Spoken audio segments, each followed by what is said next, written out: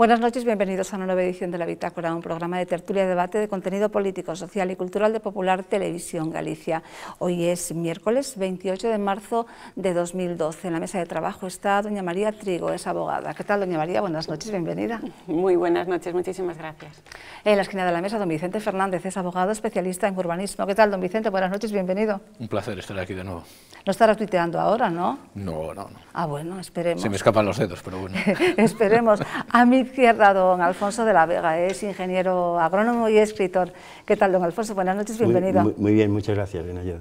Buenas noches. Y en la esquina de la mesa, don José Manuel Estón, es profesor de Humanidades. ¿Qué tal, don José Manuel? Buenas noches, bienvenido. Muy bien, buenas noches. Bien, lo de tuitear, pues puede perfectamente tuitear y además nos puede comentar todo lo que todas las novedades que le entren. Lo que está pasando ahora mismo en Cuba.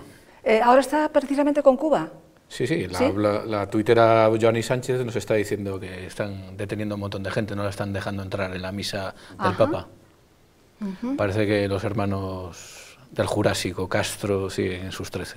Bien, pues luego que precisamente tenemos uno de los temas referente al viaje del Papa por América, por Cuba, entonces ya nos da la última, ¿de acuerdo? Muy bien. Bien, pues empezamos. La subida de las tarifas eléctricas es algo de lo que se viene hablando desde hace tiempo, pero ahora se concreta ya la subida entre un 5 y un 7% para aplicarla desde ya mismo.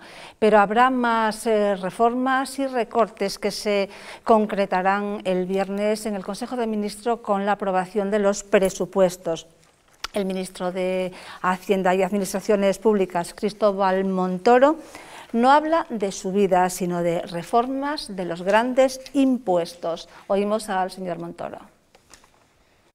Estamos en una crisis, e insisto, de carácter recesivo, y lo que hace falta es superar este escenario cuanto antes, y para ello insisto en la idea de que no vamos a hacer una política tributaria de carácter permanente en términos de elevación de los grandes impuestos, puesto que ello perjudicaría al crecimiento económico. Sí caben reformas parciales dentro de nuestros grandes impuestos, sí caben, digamos, a contribuciones más equilibradas, mejor ponderadas entre los agentes económicos.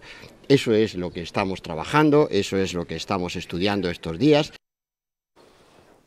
Eso nos decía el señor Montoro. En la misma línea, como no podía ser de otra manera, el presidente Mariano Rajoy se pronunció también desde Seúl a favor de unos presupuestos austeros, pero justos y equitativos. Dijo que no subiría el IVA, en definitiva que no tocaría los impuestos al consumo. Bien, pues con todo esto que tenemos aquí, se concretará el viernes. Bueno, habrá que esperar, efectivamente. ¿Qué podemos augurar? No lo sé. Ojalá pudiese yo decir qué es lo que van a reformar. Lo que sí, con las palabras que me quedo de Montoro, es de esa política tributaria que no tenga carácter permanente, es decir, que los tributos se van a tocar, aunque ya nos están avisando de manera temporal. Bueno, vamos a ver cuánto tiempo nos toca, ¿no? Que son reformas parciales, bueno, contribuciones más ponderadas, son todos términos muy genéricos que habrá que esperar a ver cómo se concretan y a ver cómo nos afectan a cada uno y a nuestro bolsillo. Don Vicente. Bueno, esperemos que el ministro Montoro tenga el mismo éxito que en el año 96, ¿no? Lo que está claro es que a Montoro no le tiembla el pulso. Está el tema muy abierto, pero bueno, parece ser, según comentaba de Guindos, que el recorte importante e intenso va a ser en infraestructuras. Creo que la obra pública va a recibir un recorte intenso y va a ser donde pero yo no sé qué más recorte van a hacer en infraestructuras, porque pues es que no se está contratando nada en obra pública. Prácticamente se quedará parado todo, supongo. De momento, para los próximos... por los datos que hay. Sí, por lo menos para el próximo año y el siguiente. Sí, parece que en base a unas sentencias del Tribunal Supremo, por las cuales quedaron anuladas las congelaciones del recibo de la luz a finales del año pasado, ahora el Gobierno lo que pretende es aplicar una subida de la luz, teóricamente, a los datos al albur de lo que aparece en medios de comunicación, para intentar una refacturación retroactiva del consumo. Quiero decir que, como han sido congeladas, ahora parece que hay que pagar esa congelación y devolverle a las empresas esa facturación de consumo. Pues siempre estamos en temas... No se sabe cómo se va a hacer. Alfonso. Sí, bueno, empezando por el tema este del déficit tarifario. El déficit tarifario es un asunto que viene de lejos, hace aproximadamente 10 años. Empezó a separarse el coste real que tenía la generación y la distribución eléctrica de los recibos, lo que pagaba el consumidor.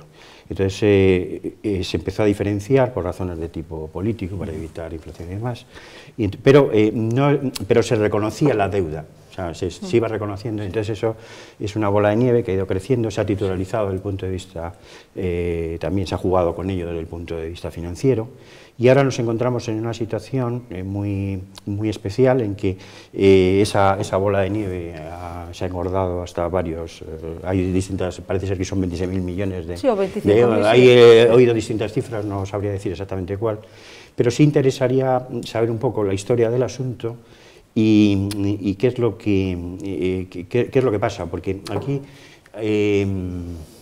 en este tema hay muy poca transparencia. Esperemos que la ley está nueva. Hay muy poca transparencia y ahora, cuando ya empieza esta situación, quizás una forma de enterarse un poco de qué es lo que pasa es los distintos agentes que intervienen en generación y en distribución, si se echan los trapos, el muerto unos a otros, de quién es el responsable de los extracostes, pues indagaremos, y si es la energía hidroeléctrica, si es la nuclear o tal, si son las renovables, como es el habrá malo, que en fin, es un tema muy interesante. Qué duda cabe, habrá que investigar para llegar al fondo del tema. Qué curioso, por esta parte se han ido, no estaba en el guión, se han ido por la obra pública, además, de acuerdo al total del señor Montoro, y sin embargo por esta parte, bueno, pues por las eléctricas. No, pero bueno, por lo que vamos a concretar, Mariano Rajoy lo concreta en estas palabras. El recorte del gasto por ministerio en los presupuestos generales del Estado será casi del 15%, frente al 12,5% previsto cuando se aprobó el techo de gasto. Así lo ha anunciado Rajoy al concluir la Cumbre Internacional de Seguridad Nuclear en Seúl. El objetivo será cumplir con la cifra de déficit público comprometida con Bruselas del 5,3% del PIB. Será un presupuesto muy austero y así hay que decirlo porque tiene que serlo. El año pasado en España nos gastamos 90.000 millones de euros más que lo que ingresamos, es decir, 15 billones de las antiguas pesetas más de lo que nos ingresamos, así no podemos salir. Eso sí, Rajoy ha descartado subir el IVA y tocar el sueldo de los funcionarios. En segundo lugar, no hemos subido el IVA, como usted recuerda, vamos a congelar los sueldos de los funcionarios, ya durante mucho tiempo no podemos bajar ahora los sueldos de los funcionarios después de todo lo que ha ocurrido. Y recalcó que los presupuestos no incluirán subidas de impuestos que afecten al consumo, porque las reformas que está diseñando el Gobierno buscan relanzar la economía española. Bien, doña María. Pues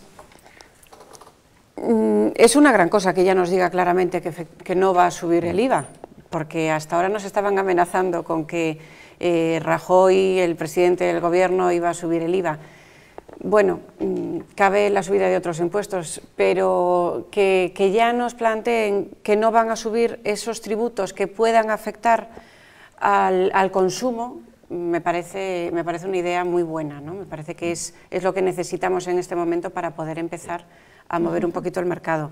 En cuanto a los funcionarios, está claro que después de la bajada de sueldos que han tenido, como mucho lo que se puede es congelar los sueldos, pero a ver, de alguna manera tiene que haber esos recortes que lleguen al 5,3%, ¿no? Sí. Es lo que se puede hacer. Yo en el tema de lo del 15% habría que distinguir luego las partidas, ¿no? Porque no es lo mismo en inversión que en gasto, y luego también no todos los funcionarios son iguales, que me perdonen. Bueno, nosotros, se quiere decir que hay una serie de cometidos, que como pueda ser sanidad, enseñanza además, que entiendo que son estratégicos, además de fundamentales, y no es lo mismo ese tipo de funcionarios que además han accedido a su plaza por oposición, son funcionarios de carrera, que otro tipo de funcionarios en que no se ha producido así. Tanto por la labor que hacen como por los méritos propios que tienen, ¿no? Entonces tratar a todos igual, a bajarles a todos, me parece, como ha venido sucediendo hasta ahora, me parece pues una cosa inconveniente. Pero yo creo yo creo que se bajaban de manera proporcional, ¿eh? No se bajaba el mismo porcentaje a todos los funcionarios, sino que dependiendo de la retribución que tuviese cada uno, se le aplicaba mayor o menor porcentaje, o sea, la media sí, María, era una. Yo no soy funcionario, o sea, eso me da también más libertad de hablar, de que no estoy defendiendo una cosa, un interés propio directo. Sí, pero hablemos en general. Hablo en general. Entonces lo que sí está pasando es que hay determinadas profesiones, por ejemplo la profesión médica, que se está tirando demasiado a la cuerda, o sea, no se está produciendo sueldos muy bajos, independientemente de que no es lo mismo, o sea, quien está en un sueldo de supervivencia, que hay bastantes también en la función pública, una bajada de un 5%, de un 10%, lo notan más desde el punto de vista de la supervivencia que el que está cobrando más, pero también al no haber una selectividad respecto a los cometidos se están produciendo situaciones de agravio y desestabilización, eso por un lado. Y luego hay otra cosa que, volviendo al tema de en qué se va a reducir el 15%, habría que ver si, que es una reflexión que suelo hacer yo mucho cuando vengo aquí, no quiero ser pesado, habría que ver si esto es matar de hambre al parasitado ya, o intentar matar de hambre al parasitado en vez de luchar contra el parásito. Vamos a ver si me explico lo que quiero decir. O sea, no será eso. No será eso, don Alfonso. Vamos a ver, yo lo que quiero decir es que habría que o sea, el tema del déficit... Estaríamos hablando de verdugos, entonces. No, vamos a ver, entiendo, estoy hablando coloquialmente. Lo que quiero decir es que a una situación que hay mucha gente que ya está en una situación pues mala, no puedes ir seguir agravando la austeridad con cargo solamente a ese tipo de personas, a ese tipo de estatus de la población. Tienes que ver, para luchar contra el déficit, el tema de la estructura. Yo insisto siempre en lo mismo, porque me parece que es fundamental. Y luego hay otro problema. Si no hay inversión y no hay crecimiento económico, el tema del déficit, por mucho que recortes, siempre va a estar ahí y va a ser de difícil solución. O sea, y ese es otro problema importantísimo. Hay que esperar un poco, porque van 100 días, me parece que van 104 días, y hay que esperar a ver qué pasa el viernes también. Vamos a ver cómo se concreta. En cualquier caso, también esperar el viernes y bueno, pues... Hombre, luego vendrá el señor de Guindos diciéndole algo a los socialistas, don José Manuel. Que el tema del IVA, si al final no se sube, bienvenido sea, ¿no? Esa forma de atemperar un poco algunos impulsos que han estado en estudio. No olvidemos que Italia ha subido el IVA al 23%. Aquí en estudio se tenía previsto subirlo el superreducido, el IVA del 4 y del 8% al 18%, no el del 18%, que es el que toca más directamente al consumidor de a pie. Entonces, bueno, bienvenido sea, como bien decías tú, doña María, que no se vaya a tocar ese tema. Sí. Don Vicente.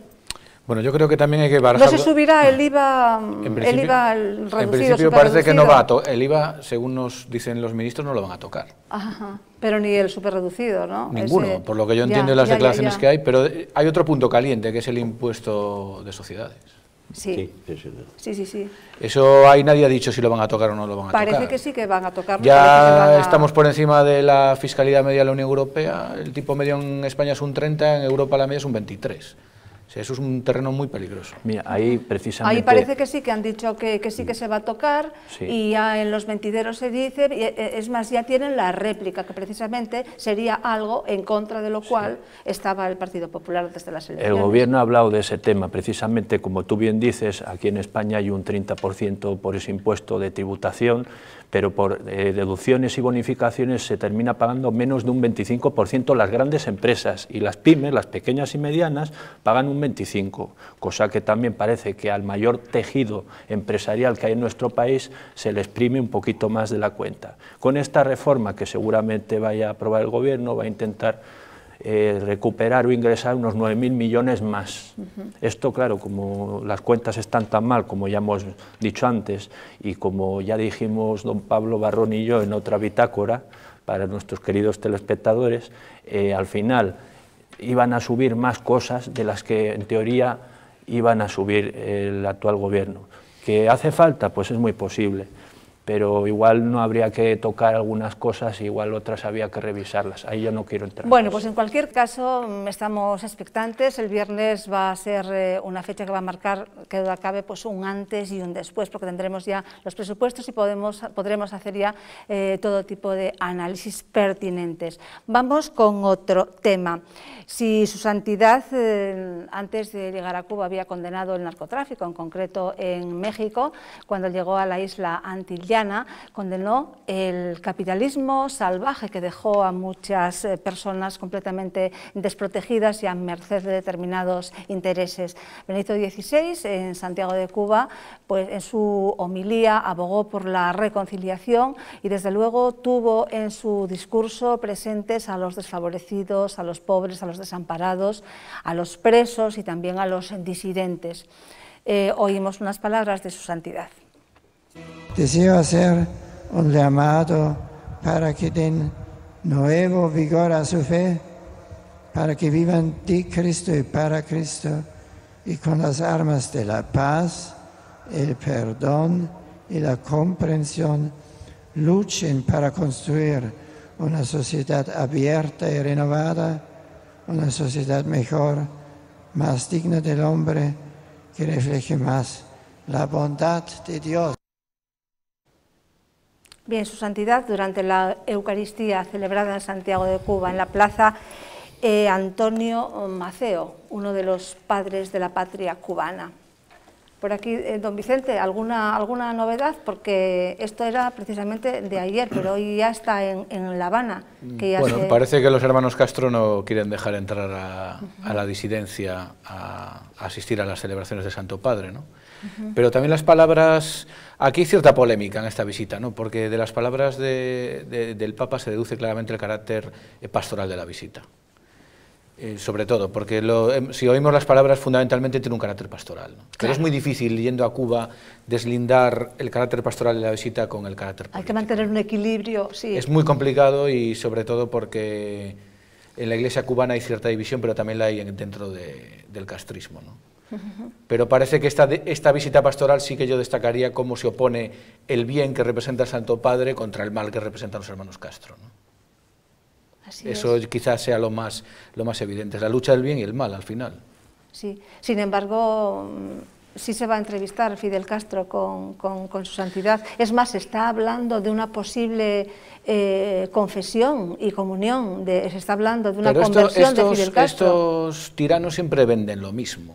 Ya se lo vendieron a Juan Pablo II, que estuvieron en un colegio religioso. El colegio de Belén. Parece que no pasó por dentro de ellos, solo les pasó por fuera, ¿no? Parece que no aprendieron el bien, sino más bien otro tipo de maniobras. No, pero sí es cierto que se educaron en el colegio de Belén de los jesuitas, que bueno, pues en la actualidad es la Universidad Lumumba, y desde el régimen de Fidel, desde que bajó de Sierra Maestra, y sí, desde luego fueron educados en los principios católicos, de familia bien y todo eso. Y bueno, posiblemente hay que dar una oportunidad, a lo mejor al final, pues incluso hazañas, confesó y comulgó, ¿no? Bueno, cosa que quieren esconder. Creo que no.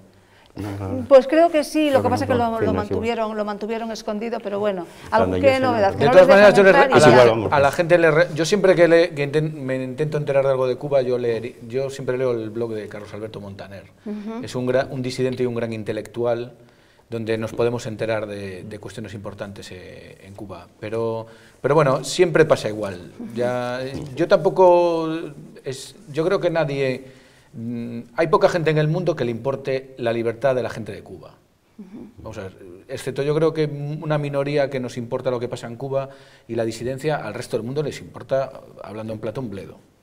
En Cuba, es que de lo que no se habla no existe. Y Cuba no le interesa a nadie. Es decir, lo que le pase a los disidentes en Cuba, al final, los Castro tienen montado un tinglado mediático tan importante que son capaces de fagocitar el protagonismo a personajes tan importantes y personalidades como pueden ser los papas. Incluso hay ciertos personajes de la farándula y de la Pero hay que tener en cuenta que en la disidencia cubana hay un elemento católico importantísimo. Toda la gente como Osvaldo Payá, hay una disidencia católica importantísima, que está haciendo una labor importante dentro de la isla, y eso quizás es muy importante que llegue un mensaje un poco de apoyo por parte del Papa, ¿no? Creo que ese alimento espiritual que el Santo Padre le está dando a la disidencia es importante.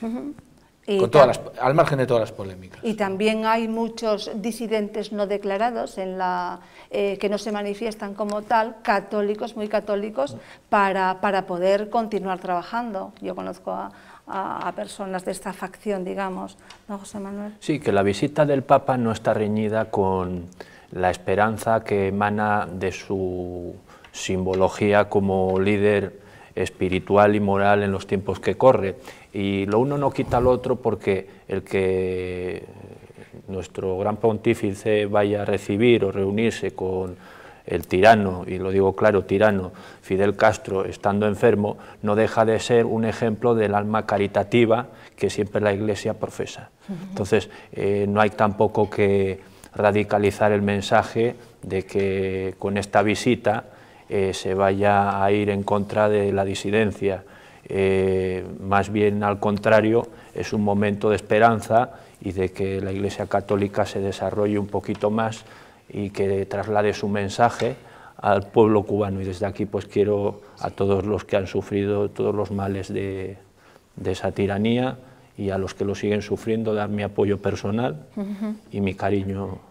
Sí, certero. Y aunque realmente efectivamente es una visita, como don Vicente decía, pastoral, y además se lo dice, vengo como peregrino de la caridad, tiene que mantener efectivamente un gran equilibrio, y yo entiendo que haya optado por no reunirse con la disidencia para no causar fricción en una etapa en la que está habiendo pues cierta apertura, cierta tolerancia, porque no es lo mismo ser católico en Cuba hoy, por ejemplo, que hace 10, 15 años.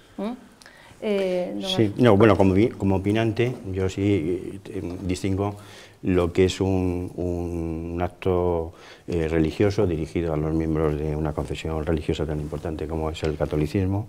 En Cuba también es una parte muy importante de la población, tanto de la disidencia como no.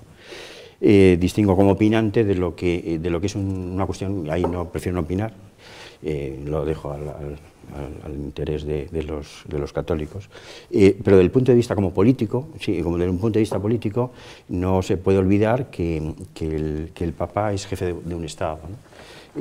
Tanto que jefe de Estado, y por tanto con todo mi respeto hacia la confesión religiosa, sí, los actos sí tienen unas consecuencias de tipo político, que Dios quiera, ojalá sea así, en este caso favorezcan la libertad en Cuba, favorezcan los derechos humanos.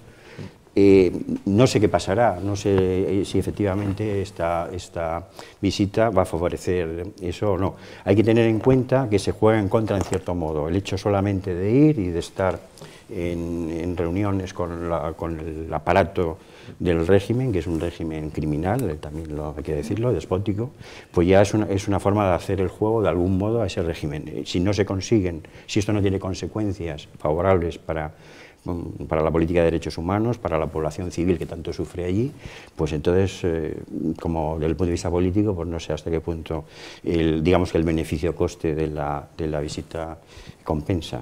No, yo creo que es prematuro para poder quedamos saber en que es pastoral, y él lo dice en estas palabras: vengo a Cuba como peregrino de la caridad para confirmar a mis hermanos en la fe y alentarles en la esperanza. Llevo en mi corazón las justas aspiraciones y legítimos deseos de todos los cubanos, donde quiera que se encuentren, sus sufrimientos y alegrías, sus preocupaciones y anhelos más nobles.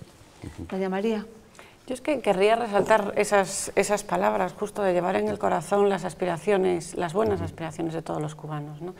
El Papa, el viaje que hace en este momento es para ir a ver a todos sus hijos, a los católicos, a darles el apoyo, a dar esperanza, y como además no se calla, porque aunque sea don Raúl Castro el dictador o sea Fidel Castro el dictador, lo cierto es que el Papa actual tampoco se calla nada y dice lo que hay que decir, y utiliza esas armas de la paz, el perdón, la comprensión, y todas esas palabras quedan en Cuba, y el que quiera oírlas y el que quiera recibirlas, ahí las tiene.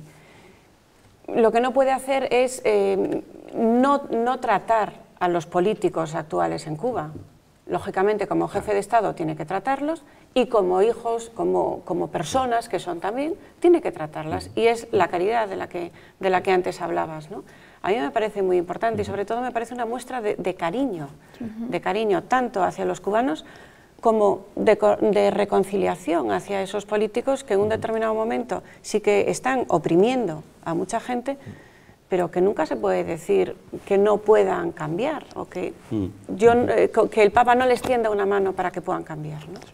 Sí, sobre todo insistió en el vacío de valores en el que vivimos, que deja a los seres humanos desprotegidos, y dice que el progreso verdadero tiene necesidad de una ética que coloque en el centro al ser humano y tenga en cuenta sus exigencias más auténticas. A mí realmente, como todas sus homilías y como todos sus mensajes, me parece magistral y me parecen pues unas palabras pues tremendamente progresistas, ¿Alguna novedad?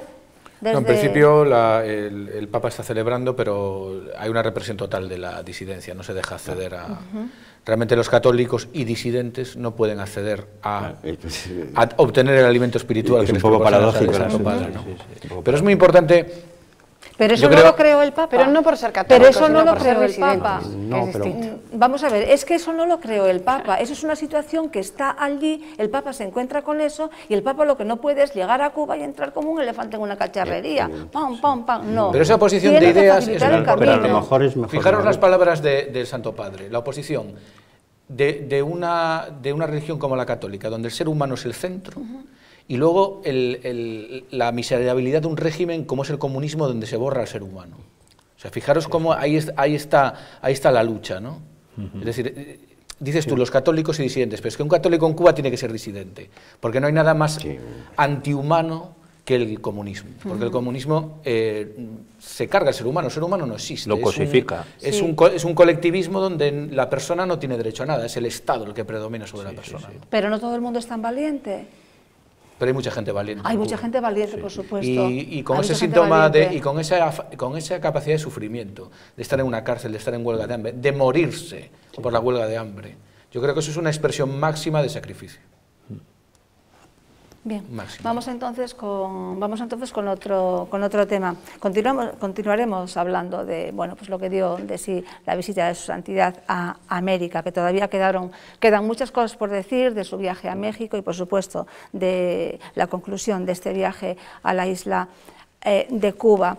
Sesión de control al Gobierno como todos los miércoles en el Congreso de los Diputados. El tema protagonista hoy, como es normal, es la reforma laboral. Vamos a ver un pequeño resumen en esta pieza. ¿Por qué insiste en aprobar una reforma laboral que establece el despido automático en empresas que tienen 3 trimestres de reducción de ingresos o ventas, aunque tengan beneficios? ¿Por qué se carga usted el control sindical, el control de la Administración y el control jurisdiccional? Mire, con la reforma laboral han creado ustedes una máquina de destrucción masiva de empleos. Una reforma laboral que está generando preocupación e incertidumbre entre las clases medias trabajadoras de nuestro país. Señora diputada, usted solo habla de lo que sabe, de despedir, que es lo que han hecho siempre los gobiernos socialistas, despedir de forma masiva en este país. Mire, señora diputada, eso es lo que han hecho. Con ustedes se han despedido a los padres, se han despedido a los hijos y han dejado congeladas las pensiones de los mayores en la familia. Eso es lo que han hecho ustedes cuando han gobernado en este país, señora diputada. Máquinas de destrucción de empleo son los gobiernos socialistas, porque ahí fuera hay 5.300.000 parados por culpa de los errores de la política económica socialista, no del Partido Popular. Nosotros llevamos 80 días gobernando, poniendo en marcha reformas, también la reforma laboral, para el empleo y las oportunidades. Mire, usted solo habla de lo que sabe, la salida del mercado de trabajo. Nosotros nos preocupamos de la entrada en el mercado del trabajo y del empleo estable. Sí, esto sucedía esta mañana en la sesión de control en el Congreso de los Diputados. Efectivamente, le exigen al Gobierno demasiado en poco tiempo y De Guindos les contesta muy bien. Oímos a De Guindos y pasamos al debate. Déjeme que le recuerde los planes estrella del anterior Gobierno para salir de la crisis, el Plan E y su segunda versión del Fondo de Estabilidad y el Empleo. un ejemplo claro de cómo dilapidar los recursos públicos. En total, más de 55.000 millones de euros llamados a generar riqueza y empleo que no han dejado únicamente una economía en recesión. Por lo tanto, le digo que no intente obtener rédito político con demagogias y cortoplacismos y que exija, por lo tanto, a este Gobierno que en 100 días solucione lo que ustedes no lo hicieron en 4 años, me parece simplemente mera demagogia. Doña María. A mí lo que me sorprende de toda esta polémica es que no se está explicando bien la reforma laboral. Realmente, de este despido automático, del que acabamos de oír las palabras del Partido Socialista, no es así, es que no hay ningún despido automático.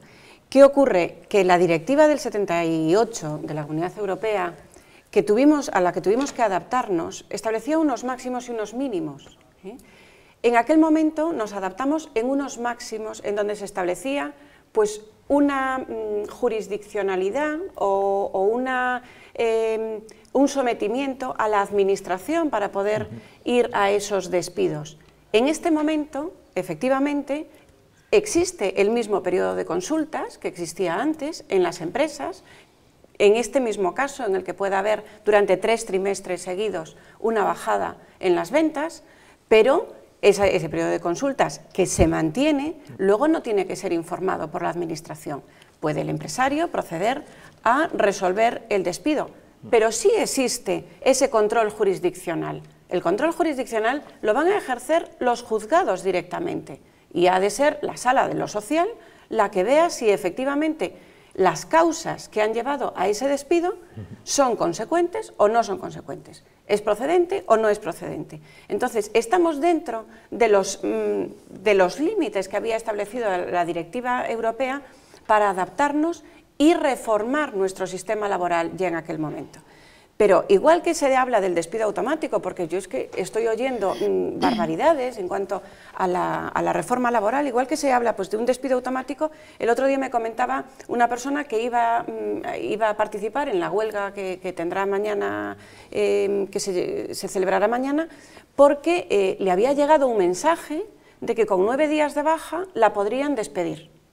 Claro, digo, bueno, déjame que lea la ley porque no acabo yo de entender en dónde dice semejante cosa. Efectivamente, la reforma laboral modifica el artículo 52 del Estatuto de los Trabajadores y se dice que si hay un 20% de baja en 2 meses consecutivos, se podrá resolver ese contrato.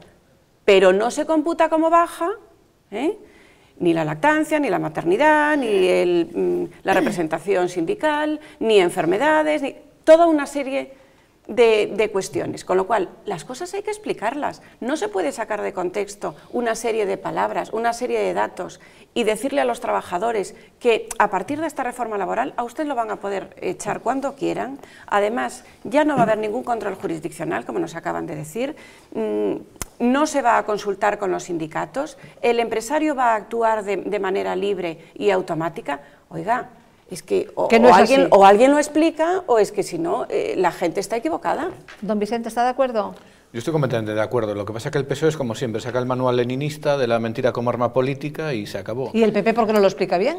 Y los sindicatos, fíjese el lema, nos quitan todo. Sí. Eso revela la mentalidad totalitaria y la mentira. Es decir, claro, le buscan decir a la gente, no, es que si se aprueba la reforma laboral usted le van a despedir cuando le dé la gana, como le dé la gana. Es que es la mentira total. Es decir, ¿cómo no va a haber control jurisdiccional? Es que ¿en qué cabeza? Es que no entiendo cómo se puede mentir tan fácilmente. Don Vicente, ¿y por qué no se explica bien? ¿Por qué el Partido Popular...?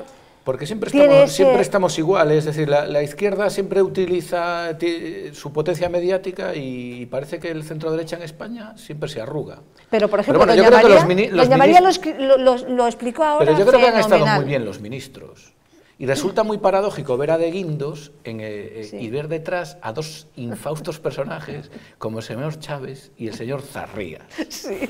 Cuando Andalucía es con el mayor paro juvenil de todo tipo que hay en España. Y esta gente que sigan... el problema es que es la utilización siempre es la utilización de la mentira. No, es como lo que decía María, ¿no? Es que empiezan a lanzar mensajes, ¿no? Le van a poder despedir usted cuando quieran, como quieran, donde quieran y sin pagar usted nada. Parece que hemos pasado del día a la noche. Es que es completamente absurdo y no... Sí. que parece que es una reforma salvaje. Pero y en este caso coges el texto del artículo que se acaba de modificar, se lo envías a esta persona y dice, claro, no, tenía razón, no es cierto el mensaje que me acaban de enviar. Digo, pues reenvíalo a toda esa gente. Claro. Pero la intención de la izquierda es el mensaje de los sindicatos, nos quitan todo, si ves los vídeos nos quitan todo, intentan un poco totalizar en el sentido, no, despido total, falta de control total, un poco es la búsqueda de la agitprop, ¿no?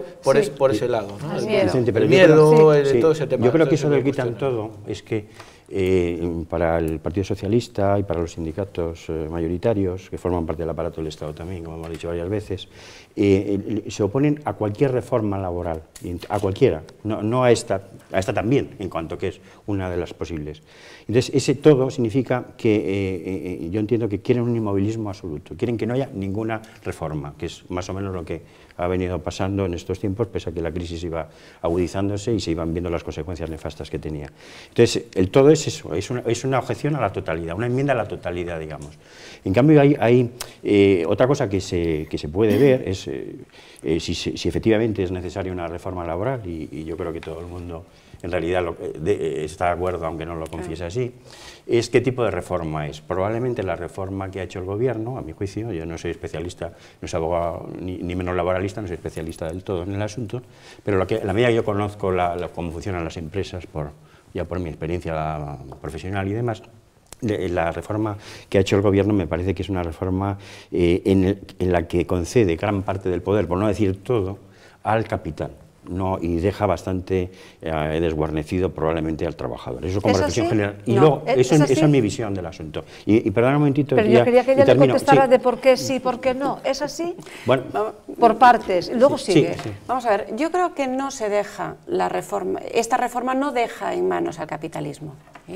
¿Qué ocurre? Que el empresario también tiene que tener la flexibilidad suficiente para poder adaptar en estos momentos de crisis, porque es que estamos viviendo unos momentos que no son los ordinarios. En estos momentos lo que hay que hacer es que hay que darle las medidas para que sobrevivan las empresas. Y la medida para que sobrevivan las empresas es que pueda haber flexibilidad en los horarios, en que pueda haber una flexibilidad en los lugares de trabajo, en los establecimientos, en las normas de convivencia. Ahora, que me digan a mí qué empresario que quiera sacar adelante su empresa va a echar a los trabajadores que estén trabajando bien, que saquen su trabajo adelante, que hagan un horario como corresponda al trabajo que tengan que sacar adelante.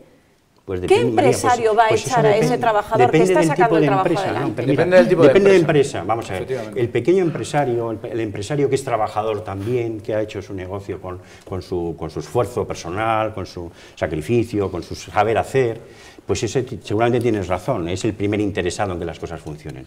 Pero en gran parte del conglomerado empresarial español, en el que yo he estado en contacto con mi vida profesional, no son ese tipo de empresarios, son gestores, puestos a veces incluso políticamente, que le importa poco. Lo más que si acaso es camuflar el tema de crear dividendo para el accionista y lo demás que según salga, ¿no? Y entonces yo he presenciado a lo largo de mi vida profesional cómo se iban arrumbando a buenos profesionales en las empresas grandes de este conglomerado que yo te digo que yo le digo que es muy importante, cómo se iban arrumbando pues para hacer sitio pues a la contrata más o menos según eso, no sé qué. Entonces es peligroso esa flexibilidad, y estoy de acuerdo con ella evidentemente, pero también desde el punto de vista humano, desde el punto de vista de la familia, desde el punto de vista de las personas, también hay que buscar un cierto límite de la flexibilidad, porque tú puedes decir, bueno, como ahora me da manga ancha, pues pongo un horario nocturno, pongo no sé qué, ahora te bajo el sueldo porque puedo bajártelo, ahora tal. Hombre, vamos a ver, eso en un ambiente de transparencia, en el que todos de algún modo están soportando la carga de una manera equitativa, pues bien, pero si no, no. Eso es lo que bueno, lo que pues no adelantemos. Y luego hay otro tema, para terminar el tema, a lo mejor la reforma laboral hubiera sido un contrato indefinido con indemnización creciente, que por ejemplo es lo que propone UPyD, por ejemplo, una cosa sencilla, con alguna excepción que pueda ser por obra, por alguna cosa concreta, pero una cosa sencilla. UPyD de momento está en contra de la de momento no gobierna, de momento no gobierna, y cuando lo digo gobierne, como una propuesta distinta, está más sencilla, ¿no? Sí, que no habrá reforma laboral si no hay antes una reforma profunda sindical, porque los privilegios, yo por ejemplo cuando trabajaba en temas de empresa de seguridad privada, tenía un compañero que era un liberado sindical, esto lo digo a todos los telespectadores porque seguramente en los diferentes sectores sindicales donde, o sea, de empresa donde han trabajado han coincidido con algún tipo de liberado. Y esta persona pues siempre se cogía todos los puentes, todos los festivos, y la empresa me tenía que llamar a mí, molestarme todos los festivos míos y días libres de libranza. Este es un mensaje para la gente, para que mañana piense, sobre todo la más joven, que a veces es muy fácilmente engañable, que el que le da trabajo es el que le da el pan de cada día, y no tiene por qué secundar una huelga que es un despropósito total. Sí. Y efectivamente, como decía doña María, y ya voy a resumir mucho, tiene que haber una flexibilidad laboral, y esta reforma la cumple. ¿Por qué? Porque solo con esta reforma se evita la destrucción de empleo y se da algún tipo de garantía para que pueda haber unos índices de mayor empleabilidad. Bien, una última cuestión, porque no quisiera dejar que quedar así en el aire esa posibilidad de que la empresa o que grandes empresas puedan jugar con el empleo, con el trabajo de sus empleados, porque sigue existiendo la jurisdicción social. Gracias Es decir, claro, no podemos dejar en el aire el tema o la posibilidad de que, mire usted, si es una pyme pequeña y el empresario también es trabajador, entonces sí se va a portar bien, pero el gran empresario puede hacer lo que quiera. No. El gran empresario tiene unos límites, tiene unas medidas sociales que tiene que cumplir y, lógicamente, tiene que jugar dentro de la legalidad social. Claro, bien, hace tiempo que se habla de un posible adelanto electoral en Galicia, aunque Alberto Núñez Feijóo siempre manifestó que agotaría la legislatura, aunque algunos de sus allegados le aconsejan adelantar las elecciones, puesto que posiblemente las reformas del Gobierno, por otra parte, necesarias, le van a afectar y le van a restar votos. Lo que quiero preguntar aquí a los contertulios es en qué medida podría influir en unas elecciones en Galicia pues el varapalo del Partido Popular en elecciones en Andalucía y Asturias. Don Vicente. Yo creo que el problema en Andalucía es que el Partido Popular tiene que ser consciente, ha perdido 200.000 votos en relación a las elecciones de autonómicas del 98 y 400.000 de las generales. El Partido Popular tiene que analizar eso, porque hay un segmento de votante que analiza mucho, y es ese segmento, esos 200.000, 400.000 votos.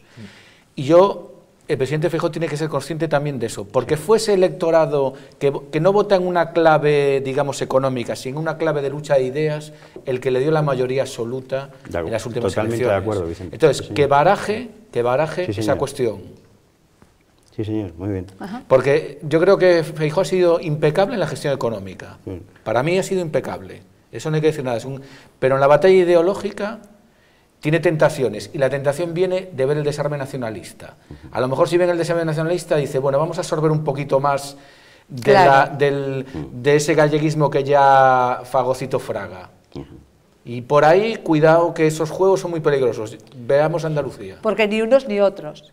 Porque luego ni unos claro, ni otros. Es que el arriolismo tiene sus peligros. El arriolismo sí, pero el arriolismo parece que es eterno, ¿eh? Porque mire que parece llevamos... que decía un tuitero este fin de semana que parece que las encuestas del PP las hizo Paquirrín. Hombre, yo creo que aquí en este tema... Está estupendo eso. Y ayer precisamente sacaban en mi Vulcán un artículo que se llamaba Aumenta la incertidumbre, ¿no? Yo creo que las elecciones de Asturias y de Andalucía aumentan la incertidumbre general. ¿Es su artículo? Sí, es lo que yo decía ayer, que saca en el artículo. ¿Me lo pasa? Sí, cómo no. Vamos. También otro compañero de ABC también escribía un poco en esa misma línea, ¿no? Yo creo que eso es una cuestión. La incertidumbre ha aumentado con esas elecciones, la incertidumbre política directa, que está en relación también con una incertidumbre que tiene que ver con los grandes números, con el problema de la batalla del déficit, con el problema de que no se ha domado el déficit, llevamos en dos meses la mitad del déficit previsto, la cosa está bastante mal, y entonces hay un aspecto de credibilidad del partido en el gobierno central y aquí en Galicia, que se ha visto menoscabada, digamos, tanto en Andalucía como en Asturias. Habría que señalar por qué se ha producido eso, qué efectos son locales de Andalucía, el candidato, o de Asturias, la pelea interna con Álvarez Cascos, etcétera, pero intentando segregar o distinguir ese tipo de cuestiones, hay un problema de fondo y es, vamos a ver cómo evolucionan los grandes números de la economía española y vamos a ver en qué situación se llega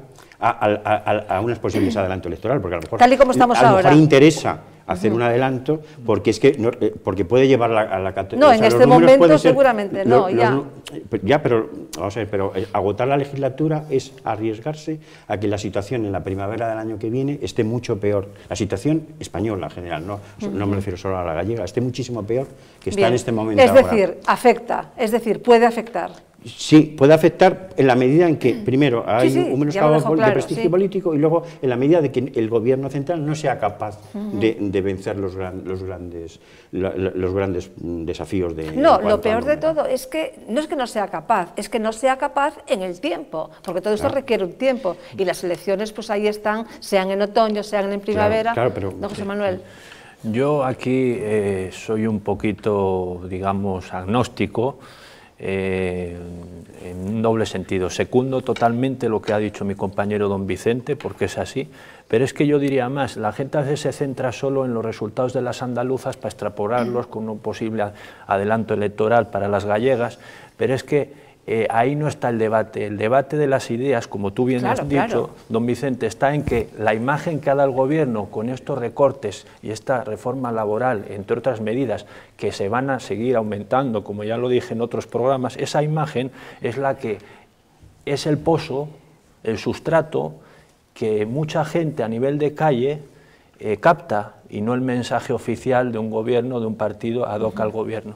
Entonces, primero, soy así un poquito incrédulo de que fuera positivo por la siguiente razón. Cuando se habló de este tema ya hace unos meses, yo pensaba, cuando se llevaban así un poquito mejor, digamos, aunque no se llevan mal, Feijóo y Rajoy, en que ese posible adelanto que se vaticinó o se anunció por alguna parte interesada en el momento, era porque Rajoy quería contar a nivel nacional como un posible ministrable, de eso se barajó bastante. Ahora con el tema de las cajas parece que la imagen ha sido un poquito más tocada y además no olvidemos que ha sido de los últimos presidentes autonómicos en ser recibido por Rajoy. Pero obviando ese tema, el fundamental es que lo normal y lo más lógico sería agotar la legislatura por parte del propio Feijóo, porque estos ejercicios de arriolismo son muy peligrosos y no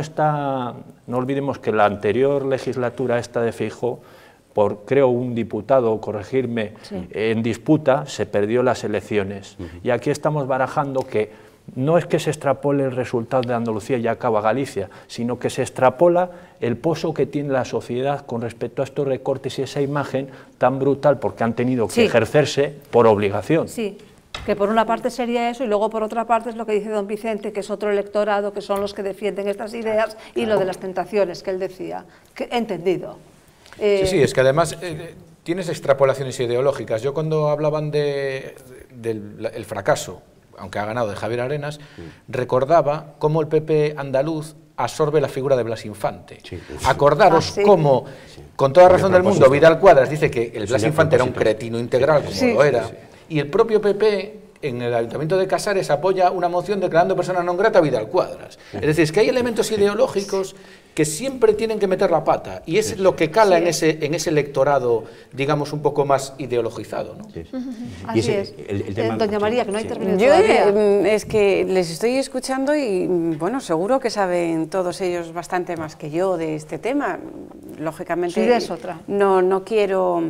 No querría decir que tenía que adelantar las elecciones o las tiene que retrasar, tiene que agotar la legislatura. No es el problema es si realmente sufriría ahora. Yo, como población gallega... ¿O se tendría en cuenta a la hora de adelantarlas o no? No tengo en cuenta para mi voto lo que han votado los andaluces. Creo que el perfil andaluz es muy distinto al perfil gallego, con lo cual no tendría, en mi modesta opinión, no tendría nada que ver. Y el asturiano también. Una cosa no tendría nada que ver. Ahora, lo que sí les pediría, tanto a la Xunta de Galicia, bueno, al Partido Popular en Galicia, mejor dicho, como al Partido Popular a nivel central, es que comunicasen mejor, que explicasen mejor las cosas y posiblemente todas estas problemáticas y estas polémicas que se están suscitando, pues se aclarasen un poquito mejor con la población. Bueno, pues lo venimos pidiendo años, lo de comunicar, que hay que comunicar y demás, y nada, no lo hemos conseguido. En el tema ideológico decía Vamos... Vicente, está el tema de las correlinguas y todo esto, de Castelao y todo eso, que es otro... O sea, habría que hacer una revisión cultural, ideológica, de lo que significan determinados santones, ¿no?, patrióticos. Igual que se ha hecho a nivel de España general, pues en cada sitio. Un segundo, que nos vamos con otro tema. Que obviamente, como dice doña María, sí que no se puede comparar ambos electorados, ¿no?, el andaluz y el gallego, pero sí que se puede comparar el sustrato ideológico de la izquierda en este tipo de temas, a nivel sindical, a nivel social, que es el que persigue dar la vuelta a la tortilla. Bueno, como decía aquel, es un aviso, ¿no? Cuidadín, cuidadín. Me gustó mucho el artículo de Carlos Ruiz Miguel, catedrático de Derecho Constitucional, que lo titulaba precisamente el primer golpe para Rajoy o la primera derrota de Rajoy, sí, y bueno, pues estaría bien que lo leyeran y que lo analizaran y que lo tuvieran en cuenta. Y también eso que me gustó mucho, lo de las tentaciones de Feijóo, está muy bien, que además es curioso cómo Feijóo es de una manera aquí y es de otra manera en Madrid. Por ejemplo, cuando lo entrevistan en Intereconomía es como si no lo oyeran en Madrid, y cuando... en Galicia, y cuando lo entrevistan en Galicia es como si no lo oyeran fuera, ¿no? Efectivamente. Bien, vamos con el tema de mañana, la huelga, que tenía pensado no darles ninguna publicidad a los sindicatos, no hablar de la huelga. Incluso aquí con Gaspar Barrón lo hablamos, ¿no?, de hacer apagón informativo en cuanto a esto, pero desde luego hemos caído en la tentación, porque creemos que sí hay que dar una pincelada sobre esto y hay que analizar un poco.